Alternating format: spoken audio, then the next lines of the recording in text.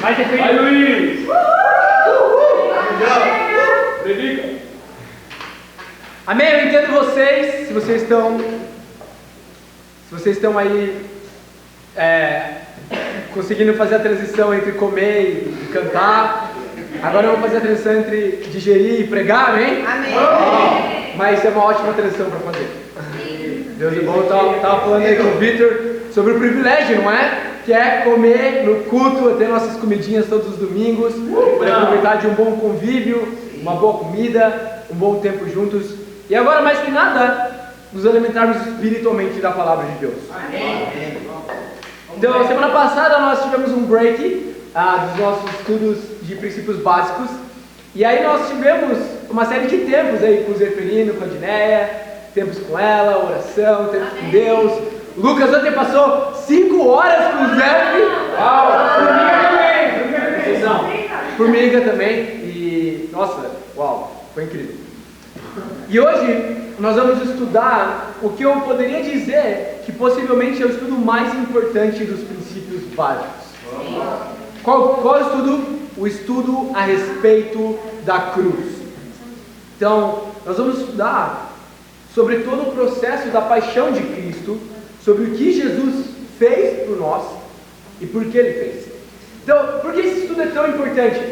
Porque todos os estudos passados e os estudos seguintes vão falar sobre o que fazer, o que nós temos que fazer para sermos cristãos.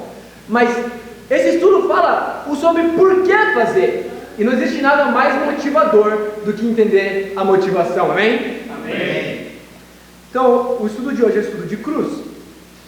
E algo importante, à medida que os estudos têm passado, e eu tenho falado isso nos estudos passados, é fazer os estudos cada vez mais, com mais privacidade. Então, talvez você começou fazendo os estudos no meio do shopping, a Dom Pedro, no domingo, com mais 4 pessoas compartilhando a mesa com você, apertado, e nem dava para ouvir direito. Mas agora não é o momento mais para fazer estudo num ambiente assim, né? Agora é bom pegar, se você vai fazer estudo do Dom Pedro, ir lá na Balduco, do outro lado do shopping, onde nunca tem ninguém, você vai ter certeza que vai ter loja só para você. Compra um cafezinho aí, sempre está vazio. Ou na Unicamp, ou na cidade, ou em qualquer lugar, mas um pouco mais privativo. Amém? Amém. Bom.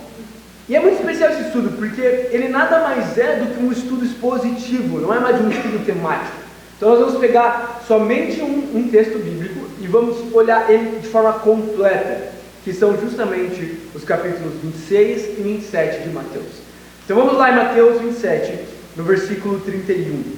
Vamos, mas já está animado, hein? Estamos estudando com Zeferino, né, os homens, e as mulheres com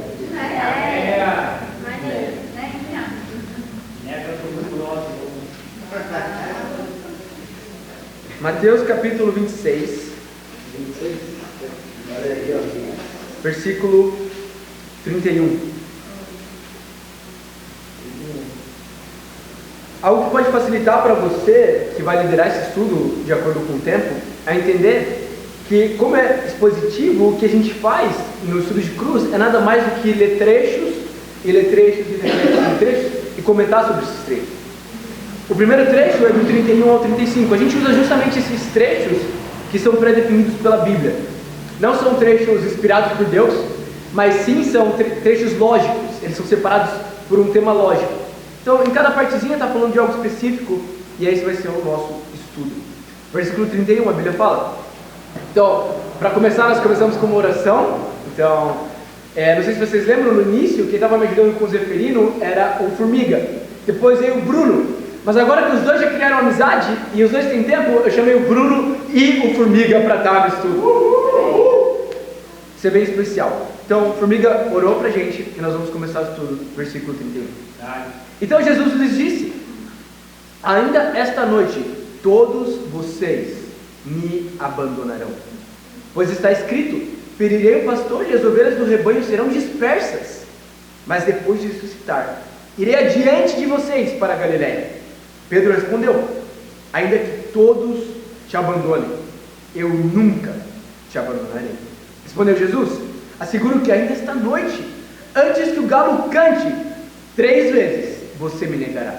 Mas Pedro declarou: mesmo que seja preciso que eu morra, nunca te negarei. E todos os outros discípulos disseram o mesmo. Nós vemos aqui o versículo 31, e ele é o começo do nosso estudo, porque nos versículos anteriores, Jesus tinha instituído a ceia. E na ceia ele tinha explicado sobre o que a morte dele ia significar. Então é considerado, a partir daí, o processo da paixão de Cristo. Quando ele ensina sobre a ceia, sobre eles tomarem do pão, tomarem do suco de uva, entendendo o que a morte dele significaria, e o processo de sofrimento dele até a morte começa. E aqui, nós vemos no versículo 31, que Jesus, ele sabia que iria ser morto. Ele sabia. Esse é um dos focos principais do estudo, que Jesus sabia desde o início o que iria acontecer. E aqui são importantes muitas perguntas, não é? Por exemplo, Zé, como você se sentiria se soubesse que vai morrer em 3 dias? Como você se sentiria? Era o que Jesus estava passando aqui. Como você se sentiria com a possível morte em 3 dias? Mais do que isso, Zé, como você se sentiria se não soubesse que vai morrer em 3 dias, mas que no processo até a morte você vai ser torturado? Não só isso, imagina além disso, que além da morte, além da tortura até o momento, você sabe que todos os que mais te amam, as pessoas que mais te amam e que você mais ama, as pessoas mais próximas a você, eles vão te abandonar no processo. Possivelmente mal, não é? E algo importante para o estudo, e aqui é o cerne do estudo, quero deixar isso o mais claro possível, é entender que Jesus morreria da mesma maneira se você fosse a única pessoa viva na humanidade toda. Porque tudo que ele fez foi por você. O que a maioria de nós responde, que é a resposta certa, digamos assim, da sociedade é: Jesus morreu por toda a humanidade, por todas as pessoas. É verdade, mas no estudo de cruz, o entendimento crucial para mudar as nossas vidas é que Jesus não morreu pela humanidade, ele morreu por você. De forma pessoal, ele morreu pela Fabiana, ele morreu pela Catiane, ele morreu pelo Lucas, ele morreu por cada pessoa. E se só você fosse a única pessoa viva, só você, Zé, Jesus ainda morreria. Qual é o nosso foco do estudo de cruz? É entender a cruz de forma pessoal e de forma individual. E isso promove o quê? Gratidão e senso de responsabilidade. E esse é o objetivo final. A gente vai chegar quando terminar o nosso estudo. Faz sentido? O que você está pensando, Zé? Eu não entendo isso de forma pessoal, eu quero entender. Amém? Vamos ler o versículo 36. Estão comigo?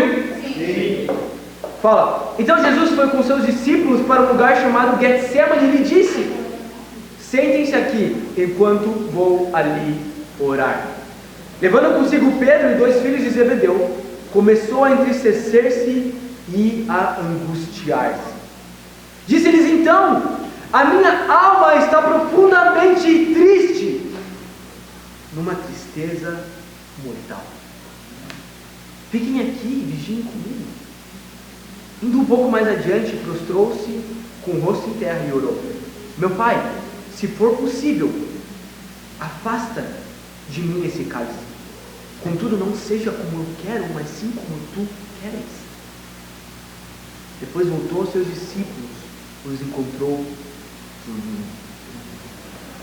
Vocês não puderam vigiar comigo nem por 1 hora? Perguntou ele a Pedro. Vigiem e orem, para que não caiam em tentação. O espírito está pronto, mas a carne é fraca. Retirou-se outra vez para orar. Meu pai, se não for possível afastar de mim esse cálice sem que eu beba, faça-se a sua vontade. Quando voltou de novo, os encontrou dormindo. porque seus olhos estavam pesados. Então, os deixou novamente, orou pela terceira vez, dizendo as mesmas palavras. Depois voltou aos discípulos e lhes disse: vocês ainda dormem e descansam? Chegou a hora. Eis que o Filho do Homem está sendo entregue nas mãos de pecadores. Levantem-se e vamos. Aí vem aquele que me trai. Uau! Que forte que está dizendo aqui. Jesus vai ao Getsemane, que nada mais é do que um jardim presente em Jerusalém. E ele pede para que os discípulos fiquem perto dele para que ele pudesse orar. Jesus está passando por um momento de grande estresse. Muita pressão. Qual a pressão? A pressão de toda a humanidade. Imagina, todas as pessoas que já viveram ou que vão viver estavam sob os ombros dele. Não parece muita pressão? Não, sabe, nós hispanamos, nós ficamos com muita pressão quando temos um trabalho para entregar na faculdade. Nós ficamos com muita pressão quando uma pessoa vem falar seus problemas para nós. Jesus não tinha os problemas de uma pessoa, Jesus tinha os problemas de todas elas juntas. Muito estresse. Talvez você se identifique com isso.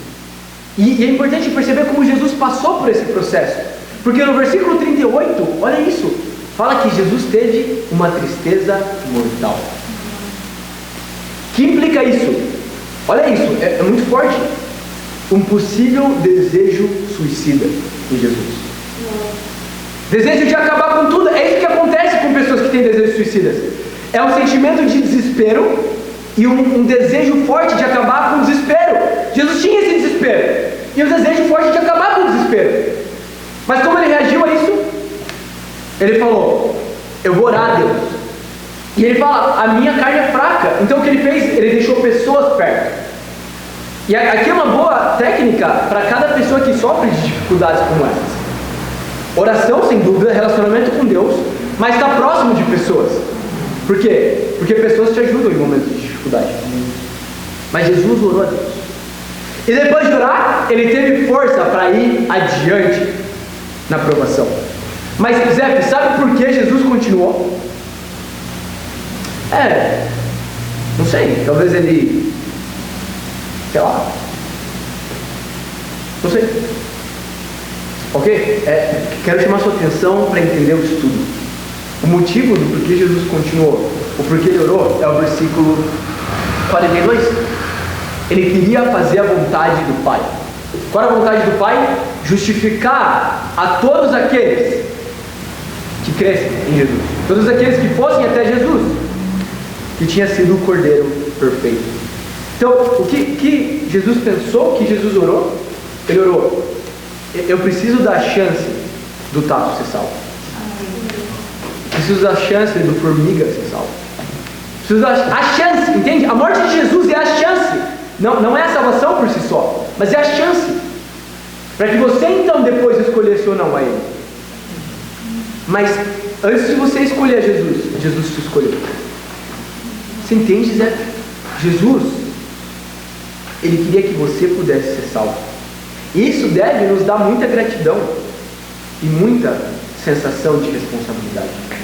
Porque a cruz, o motivo de Jesus passar agora por esse desejo tão grande de encerrar com tudo e negar os sentimentos dele e ir adiante, foi por você.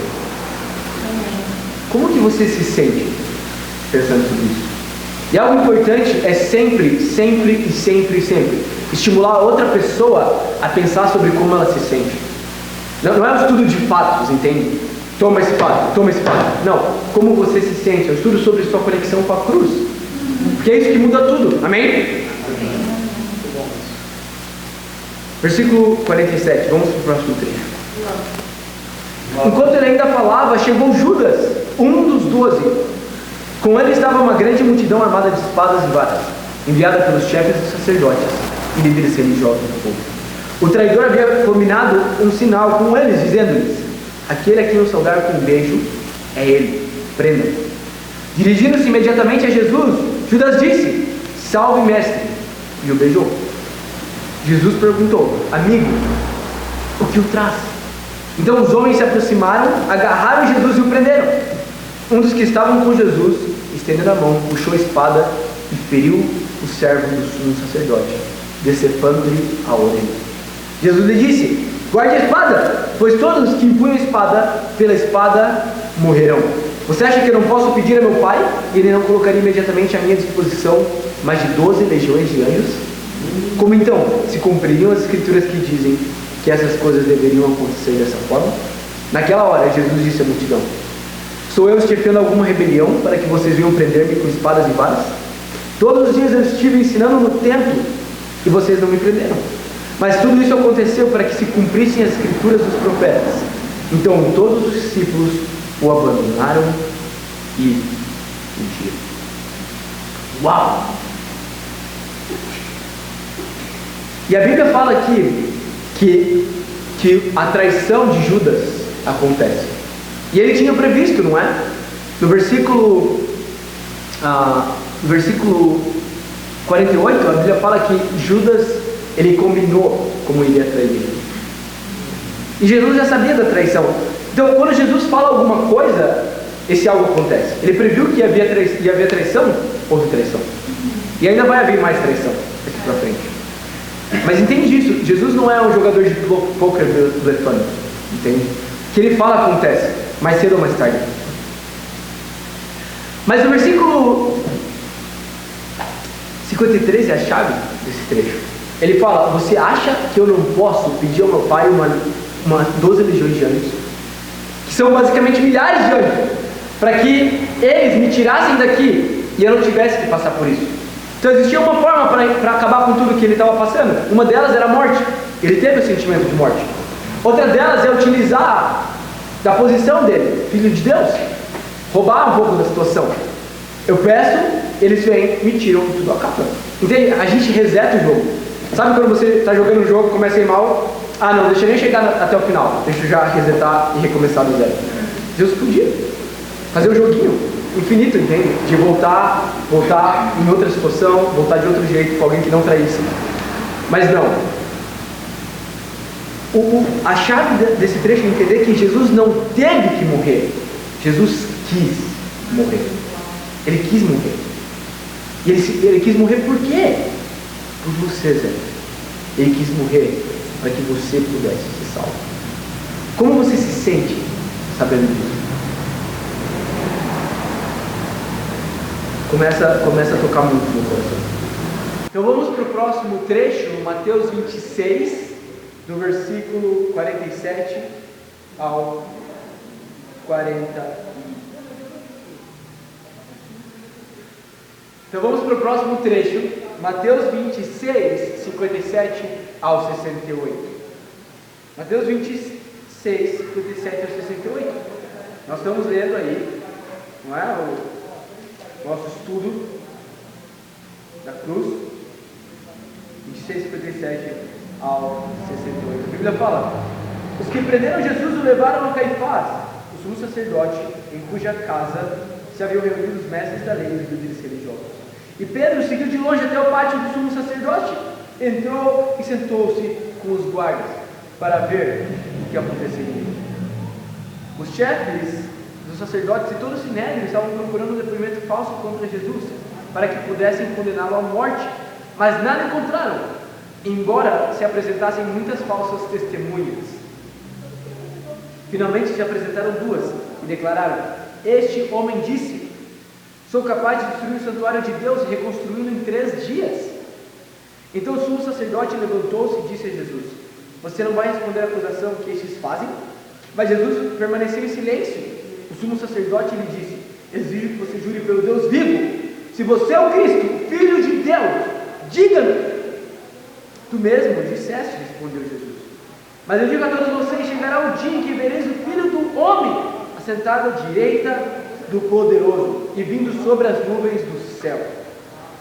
Foi quando o sumo sacerdote rasgou as próprias vestes e disse: blasfemou, porque precisamos de mais testemunhas. Vocês acabaram de ouvir a blasfêmia. O que acham? é réu de morte, responderam eles. Então, ao lhe cuspiram no rosto e lhe deram um murro. Outros lhe davam tapas e diziam: profetize-nos, Cristo, quem foi que bateu em você?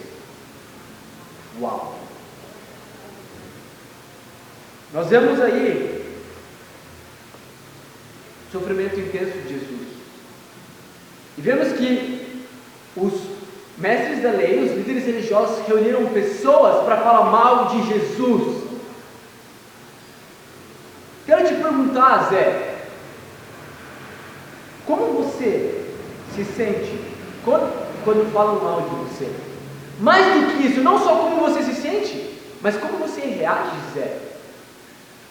Como você reage, Zé, quando falam mal de você?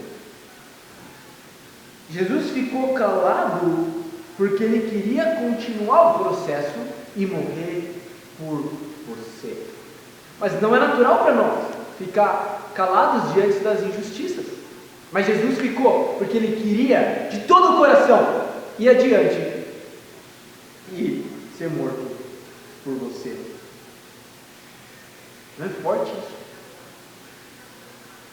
Olha só, aqui a Bíblia fala depois, no versículo 67, que não somente ele sofreu psicologicamente e emocionalmente, mas começou o sofrimento físico. Ele toma tapas e cuspes.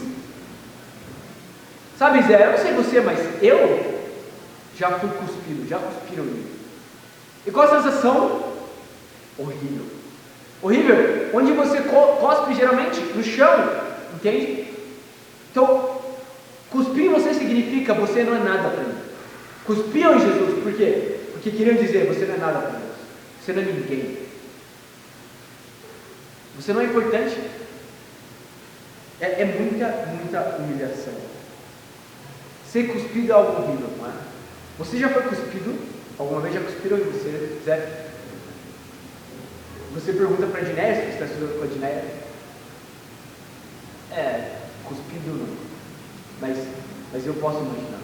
Sim, eu quero dizer para você, eu fui, é horrível. Mas a pergunta fica, por que Jesus aceitou ser cuspido em silêncio? Por que Jesus aceitou ser tapeado em silêncio? Foi por você, Zé. Foi para que você tivesse a chance de ser salvo. Porque Ele ama você. O que você pensa, Zé? O que você sente ao ver o amor de Jesus no sofrimento físico e emocional? Nossa, me sinto muito tocado. É muito forte, não é? Muito forte. Sim, é verdade. É muito forte. O que nós vamos ver agora, Zé, é 3 formas de reagir ao fato, ao processo da crucificação. Como você pode reagir quando sabe que Jesus morreu por você? Como? A Bíblia mostra alguns exemplos. O primeiro deles, nós vamos ver lá em Mateus 27, do 1 ao 10. Do versículo 1 ao versículo 10. E depois nós vamos voltar para terminar o capítulo 26. Versículo 1 diz: de manhã cedo, todos os chefes dos sacerdotes e líderes religiosos do povo tomaram a decisão de condenar Jesus à morte. E amarrando-o, levaram-o e entregaram a Pilatos, o governador. Quando Judas, que o havia traído, viu que Jesus fora condenado, foi tomado de remorso e devolveu aos chefes dos sacerdotes, aos líderes religiosos, as 30 moedas de prata. E disse: pequei, pois traí sangue inocente. E eles se trucaram. Que nos importa? A responsabilidade é sua. Então Judas jogou o dinheiro dentro do templo e, saindo, foi e enforcou-se. Os chefes dos sacerdotes ajuntaram as moedas e disseram: é contra a lei colocar esse dinheiro no tesouro, visto que é preço de sangue. Então decidiram usar aquele dinheiro para comprar um campo do oleiro para cemitério de estrangeiros. Por isso ele se chama campo de sangue até o dia de hoje. Então se cumpriu o que fora dito pelo profeta Jeremias. Tomaram as 30 moedas de prata, preço que foi avaliado pelo povo de Israel, e as usaram para comprar o campo do oleiro, como o Senhor havia ordenado. Aqui está a primeira forma, como você e eu, Zé, podemos reagir diante da crucificação de Jesus. A primeira maneira é a de Judas. E a grande pergunta quando nós vemos isso aqui, a reação de Judas diante da crucificação, é nos perguntar: Judas se arrependeu? Qual a resposta? Não! Judas não se arrependeu. No versículo 3, a Bíblia fala que ele foi tomado de remorso. E remorso e arrependimento são diferentes. Remorso é excesso de culpa. Excesso de culpa que te bloqueia, excesso de culpa que te paralisa, excesso de culpa que te trava. E no final do dia é um excesso de culpa que te faz desistir. Arrependimento é mudança de mentalidade. E como consequência, mudança de comportamento. A verdade é que a maneira como Judas reagiu à cruz, e é uma maneira que nós podemos reagir, é sendo covarde. Judas foi covarde. E como você faz para ser covarde diante da cruz? Você é covarde quando faz mudanças superficiais. Judas fez mudanças, não é? Você não acha?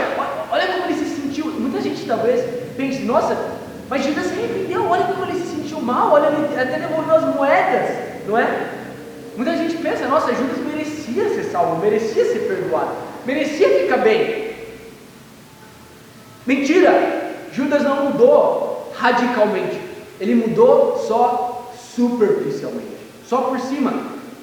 Ele entregou as moedas de volta, mas depois não queria lidar com o sofrimento e com o sentimento de ter entregue Jesus à morte.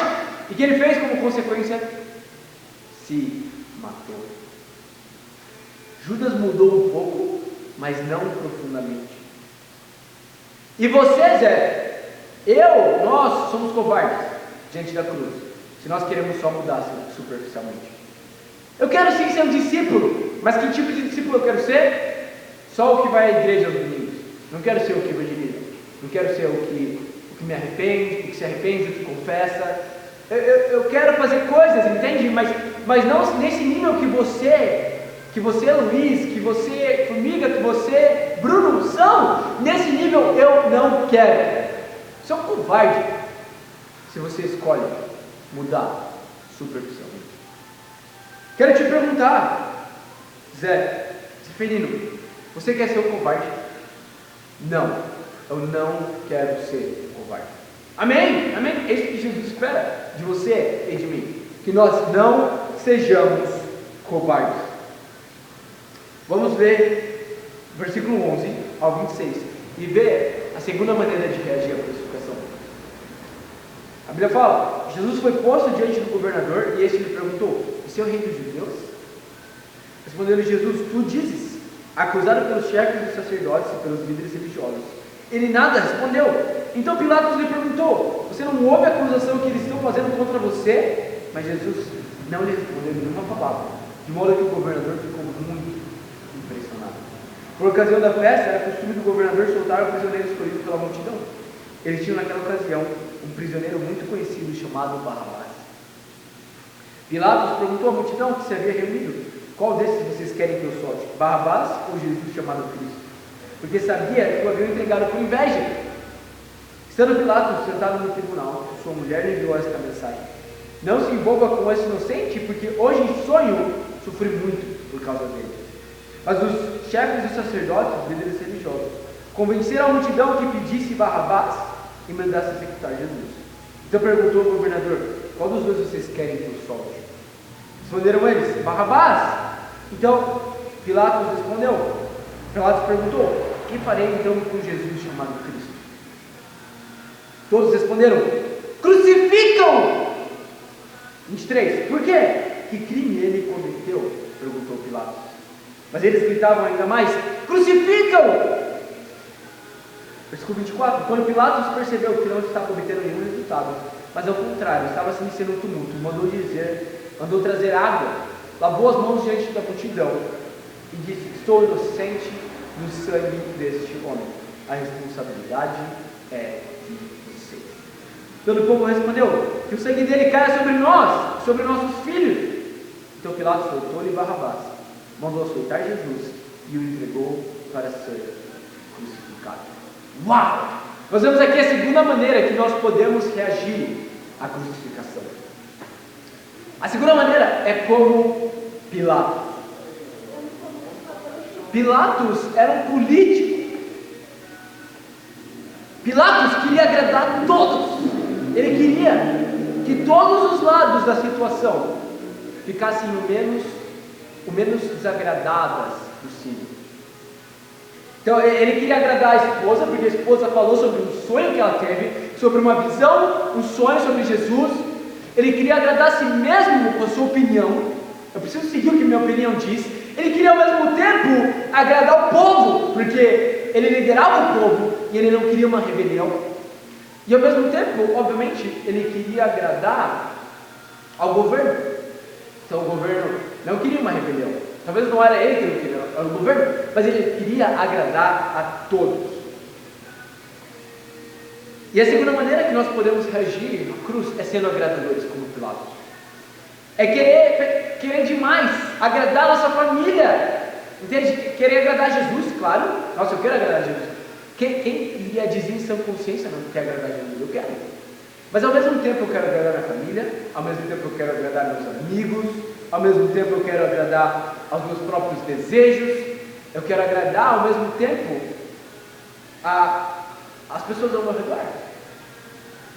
E como diria um querido amigo nosso, Messias Santana, que está agora terminando a lua de mel dele, não é? Ele diria: para cada sim que você diz, você fala vários não. Um sim representa muitos não. E quando você diz sim para Jesus, sim para a cruz, você diz não para muitas outras coisas. Que é que? Agradar a família.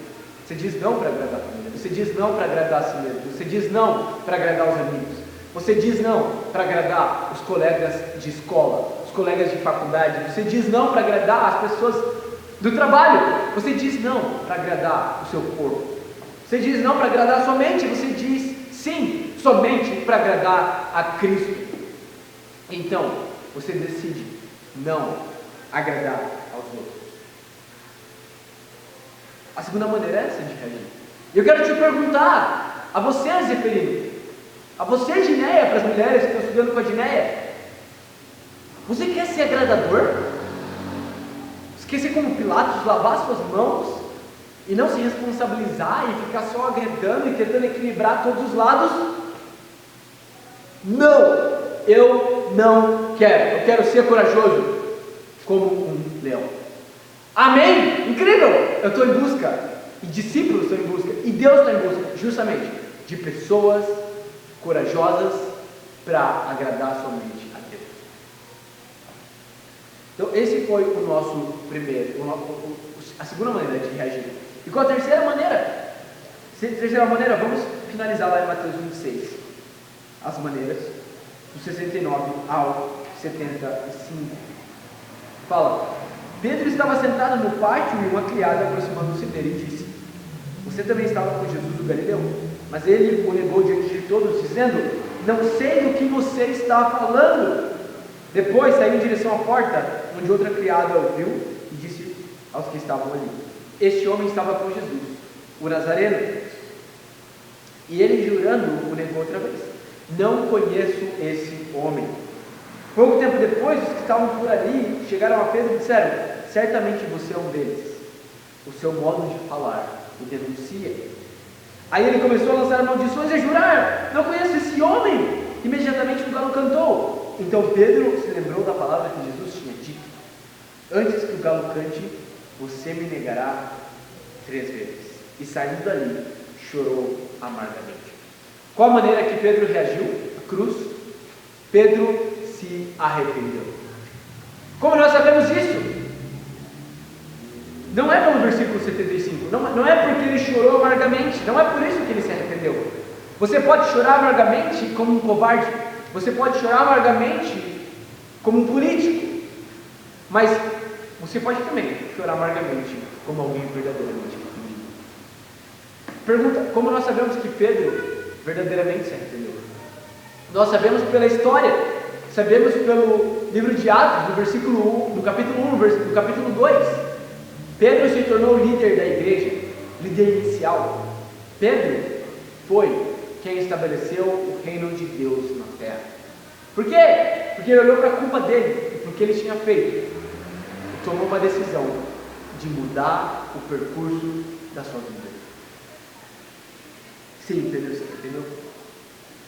E nós sabemos disso, como eu falei, por conta das Escrituras, da história. Perguntas qual dessas maneiras, qual dessas respostas você quer dar para Jesus? Você quer ser covarde? Você quer ser político e agradador? Ou você quer se arrepender? Eu quero, de todo o meu coração, me arrepender. Amém? Amém. Amém. Sem dúvida, se arrepender é a melhor opção. Sem dúvida, é a melhor opção. Vamos continuar lendo para entender o restante do nosso estudo. Vamos para o capítulo 27, no versículo 27. Ele fala: então os soldados do governador levaram Jesus ao pretório, reuniram toda a tropa ao seu redor, tiraram-lhe as vestes, puseram nele um manto vermelho, fizeram uma coroa de espinhos e a colocaram em sua cabeça, puseram uma vara em sua mão direita e, ajoelhando-se diante dele, zombavam: salve, rei dos judeus. Cuspiram nele, tirando-lhe a vara, batiam-lhe com ela na cabeça. Depois de terem zombado dele, tiraram-lhe o manto e tiram-lhe as suas próprias roupas. Então o levaram para crucificá-lo. Que nós vemos aí muito sofrimento, especialmente muito sofrimento físico. Não sei se você lembra, Zé. Se você lembra, Zé, por conta de quem Jesus estava, ou por conta de que Jesus estava passando por esse sofrimento físico. Você lembra? Por conta da humanidade, mais especificamente de mim. Isso, por conta de você, por conta de mim, por conta de cada pessoa individualmente. Lembra? Não é por conta de todo mundo, mas por conta de você. E aqui é um momento importante, quando a gente está liderando esse estudo, de ler o relato médico da morte de Jesus. Nós temos o relato médico da morte em qualquer lugar da internet, mas temos também no caderninho os princípios básicos e temos também nossos aplicativos ou PDFs dos princípios básicos. Lá existe o relato médico. Então, se você está liderando o estudo, esse estudo que nós estamos fazendo aqui é para os líderes, quem está liderando o estudo, quem está ajudando também, né? Vocês leem e compartilham o relato médico da morte de Jesus. Amém? Vamos continuar no versículo 32. Versículo 32 fala: ao saírem, encontraram um homem de Cirene, chamado Simão, e o forçaram a carregar a cruz. Chegaram a um lugar chamado Gólgota, que quer dizer lugar da caveira. Lhe deram para beber vinho misturado com fel, mas ele, depois de prová-lo, recusou-se a beber. Depois de crucificarem, dividiram as roupas dele, tirando sortes, e sentando-se vigiavam ali. Por cima de sua cabeça colocaram como escrito a acusação feita contra ele: este é Jesus, rei dos judeus. Dois ladrões foram crucificados com ele, um à sua direita e o outro à sua esquerda. Os que passavam ali lançavam insultos, balançando a cabeça, dizendo: você que destrói o templo e o vivifica em 3 dias, salve-se, desça da cruz, se é filho de Deus. Da mesma forma, os chefes dos sacerdotes, os mestres da lei e os líderes religiosos zombavam dele, dizendo: salvou os outros, mas não é capaz de salvar a si mesmo? E ao rei de Israel, desça agora da cruz e creremos nele. E ele confiou em Deus. Ele nos salva agora se dele com compaixão, pois disse: sou o filho de Deus. Igualmente, o insultavam os ladrões que haviam sido crucificados com ele. Uau! Aqui, Zé, nós vemos muito sofrimento que Jesus passava. E era um sofrimento o quê? Injusto. Óbvio, Jesus não merecia morrer. Entende? Jesus não merecia sofrer, não merecia ser torturado. Pergunta, por quê? Ele estava passando por você. Por você. E a Bíblia fala, no versículo 44, que ele inclusive foi ofendido por ladrões. Uau! Um Rei de glória, um Deus santo, Filho de Deus, que viveu, que morou a eternidade na glória com Deus. Agora estava o quê? Recebendo o insulto de ladrões. Por que isso? Por você. Por você. Como você se sente, Zeferino? Como você se sente ao entender isso? Eu acho que isso promove algum sentimento, não? Como você se sente? E deixa o Zeferino falar como ele se sente, expressar seus sentimentos. Vamos terminar para ver o mais forte do sofrimento de Jesus, no versículo 45. A Bíblia fala: e houve trevas sobre toda a terra, do meio-dia às 3 horas da tarde. Por volta das 3 horas da tarde, Jesus bradou em alta voz: Eloi, Eloi, lama sabachthani, que significa: meu Deus, por que me abandonaste? Quando alguns que estavam ali ouviram isso, eles disseram: ele está chamando Elias. Imediatamente um deles correu em busca de uma esponja e bebeu o vinagre e colocou na ponta de uma vara e deu a Jesus para beber. Mas os outros disseram: deixem-no, vejamos se Elias vem salvá-lo. Depois de ter bradado novamente em alta voz, Jesus entregou o Espírito.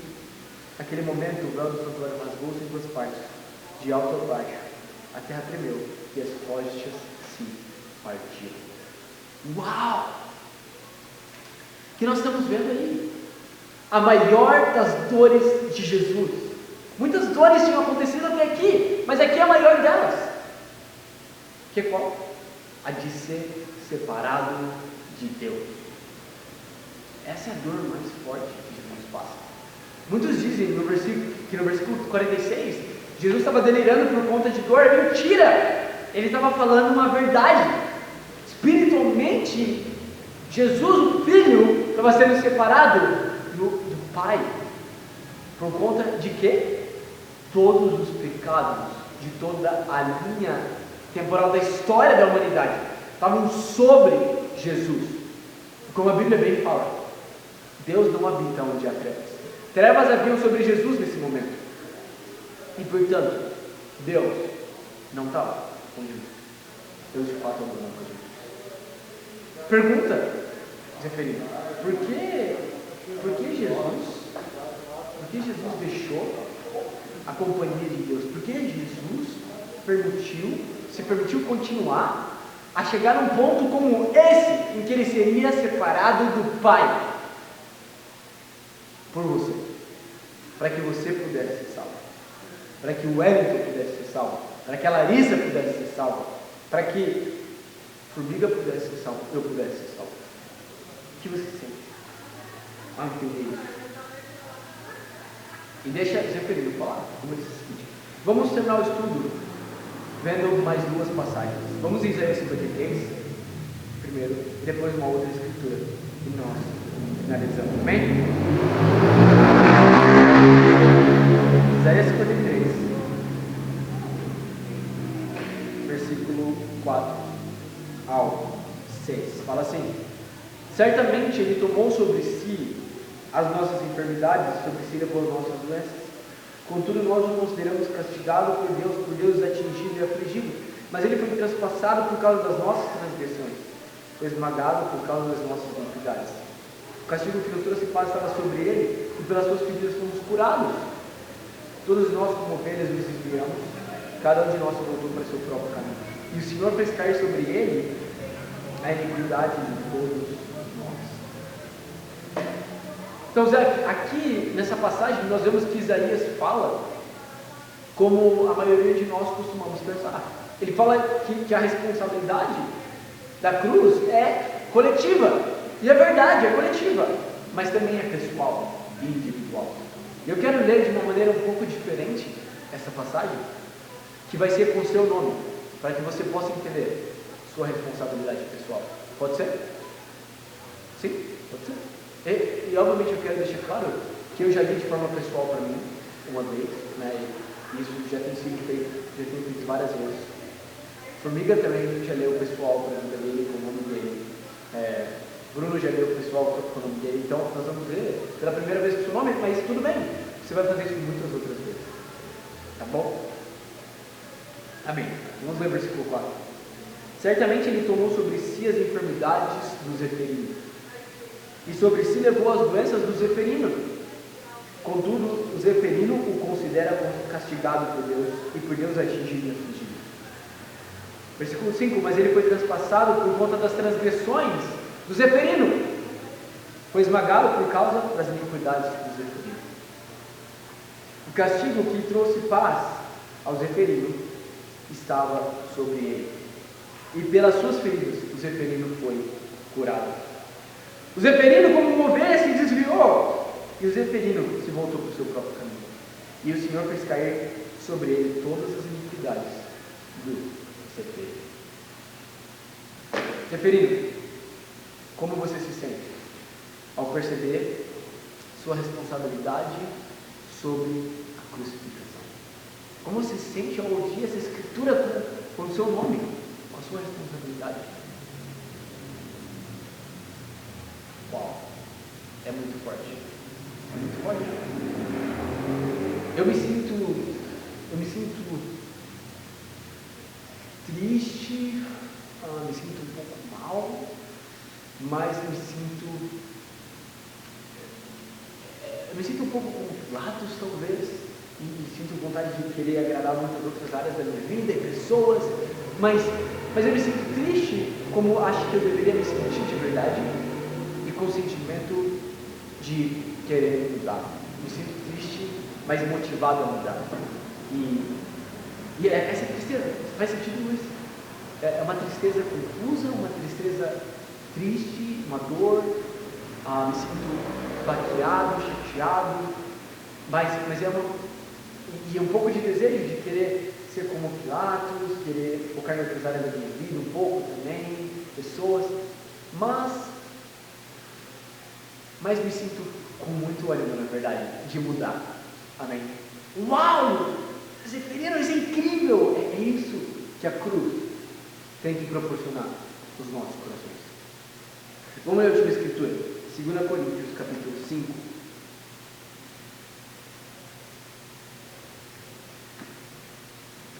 Coríntios, capítulo 5, versículo 14. A Bíblia fala: pois o amor de Cristo nos constrange, porque estamos convencidos de que um morreu por todos, logo todos morreram. E ele morreu por todos para que aqueles que vivem já não vivam mais para si mesmos, mas para aquele que por eles morreu e ressuscitou. Uau! Qual a conclusão do nosso estudo de cruz? A conclusão do nosso estudo de cruz é que Jesus morreu, mas ressuscitou. Para quê? Para que você, zeferino, não viva mais por você, mas viva por aquele que morreu. Ele morreu, mas você está vivo, e você pode viver por ele que morreu. Amém? Então, eu quero te animar. A Bíblia fala aqui que o amor, no versículo 14, que o amor de Cristo nos constrange.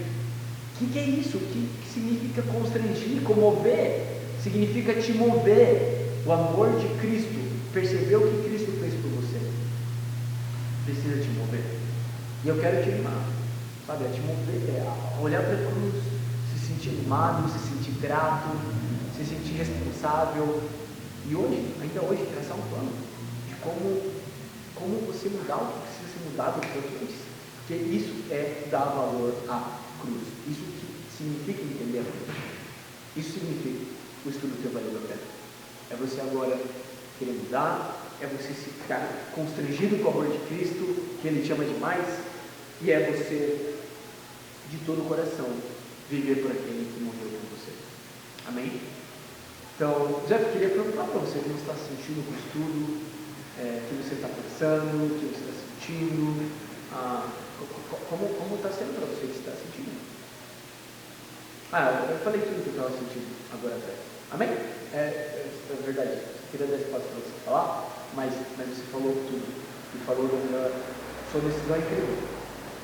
Então, agora eu acho que é importante só você marcar o próximo estudo com o zeferino, né?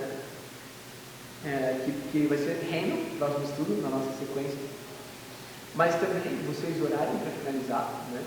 E algo importante é o desafio de assistir o filme da Paixão de Cristo.